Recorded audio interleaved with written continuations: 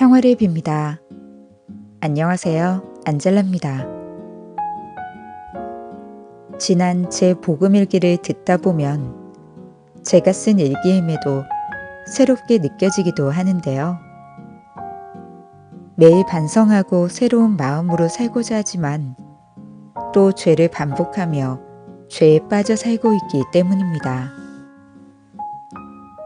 매일 복음을 읽으면서도 참 금방 죄에 물들구나 싶지만 그래서 매일 복음을 읽고 반성하고 기도를 더욱 부지런히 해야겠다는 생각이 드네요. 주님께서 나의 죄를 대신해 짊어지고 가신 것을 명심하면서 나는 내 십자가를 밀어내며 평온한 삶만을 추구하지 않도록 다짐해 봅니다. 3월 27일 사순 제4주간 금요일 복음 그들은 예수님을 잡으려고 하였다. 그러나 그분의 때가 아직 오지 않았다. 요한이 전한 거룩한 복음입니다. 7장 1절에서 2절, 10절, 25절에서 30절까지의 말씀입니다. 그때 예수님께서는 갈릴레아를 돌아다니셨다.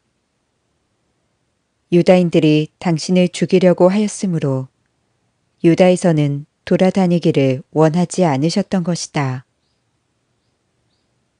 마침 유다인들의 초막절이 가까웠다. 형제들이 축제를 지내러 올라가고 난 뒤에 예수님께서도 올라가셨다. 그러나 드러나지 않게 남몰래 올라가셨다. 예루살렘 주민들 가운데 몇 사람이 말하였다. 그들이 죽이려고 하는 이가 저 사람 아닙니까? 그런데 보십시오. 저 사람이 드러내놓고 이야기하는데 그들은 아무 말도 하지 못합니다. 최고의회 의원들이 정말 저 사람을 메시아로 알고 있는 것은 아닐까요?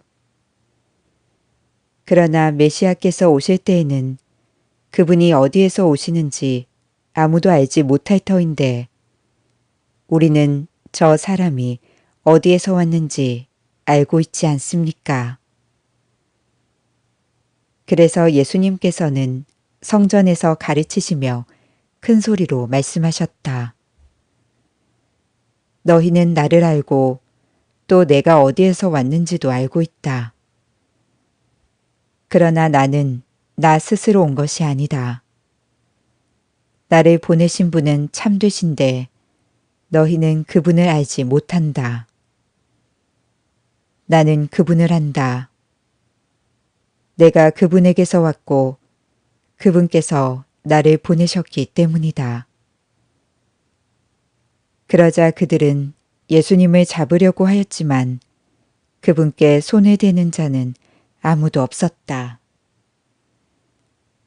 그분의 때가 아직 오지 않았기 때문이다.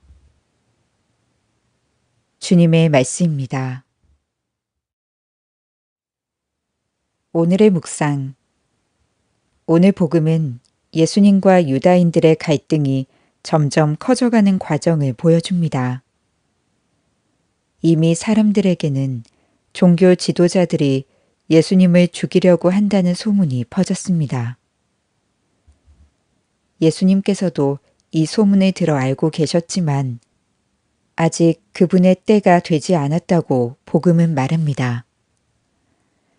특히 요한복음은 이런 과정, 곧 예수님을 반대하는 자들과의 논쟁을 길게 전합니다.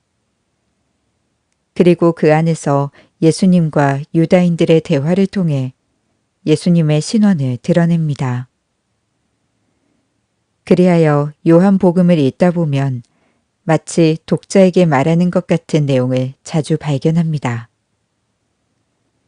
오늘 대화에서 중심이 되는 것은 예수님께서 어디에서 오셨는지입니다. 이 말은 예수님의 기원을 나타냅니다. 요한복음에서 하느님에게서 파견되시어 세상에 오신 예수님을 나타내는 전형적인 표현은 위로부터 하늘에서 내려오신 하느님에게서 오신 분입니다.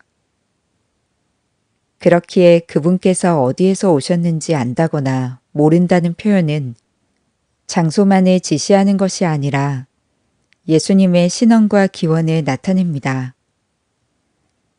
이 세상에서 모든 일을 마치신 다음 예수님께서는 다시 위로, 하늘로, 하느님께 돌아가십니다. 예루살렘 주민들과의 대화는 단순한 대화가 아니라 독자를 향한 호소이자 선택과 결단을 요구하는 표현입니다. 우리는 복음을 읽으면서 스스로 결정을 내려야 합니다. 나는 예수님을 반대하는 사람들에게 동의하는지 아니면 예수님의 말씀에 동의하는지 말입니다.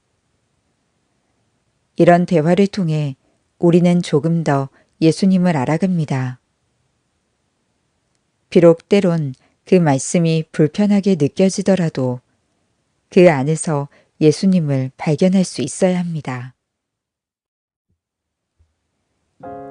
그러자 그들은 예수님을 잡으려고 하였지만 그분께 손을 대는 자는 아무도 없었다.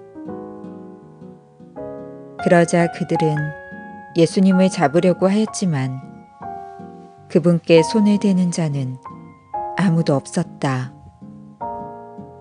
그러자 그들은 예수님을 잡으려고 하였지만 그분께 손을 대는 자는 아무도 없었다.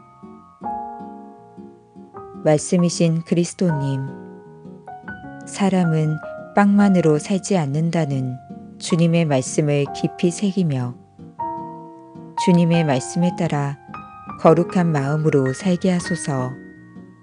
아멘. 평화를 빕니다.